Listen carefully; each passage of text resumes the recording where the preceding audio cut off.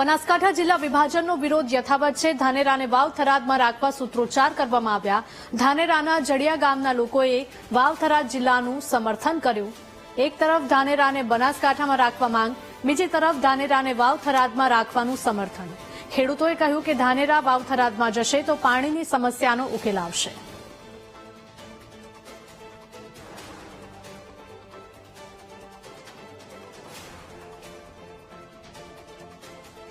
તાલુકાને વાવ થરાદની અંદર સમાવેશ કરવાથી અમને તેનો ખૂબ મોટો ફાયદો થાય એવો અમારા લોકોને લાગે છે અને સરકાર સીધો ખૂબ ખૂબ આભાર માનીએ છીએ કે અમારે સૌએ વાવ થરાદમાં જવાનું છે।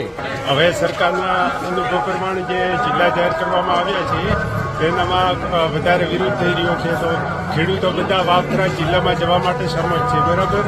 અને જે બનાસમાં રહેવા માંગે છે તે બધા વિરોધી લોકો છે કે જે ધાનેરાના નથી અને બીજા જિલ્લા તાલુકાના આવે છે અને અહીંયા પાણીની વધારે સમસ્યા છે।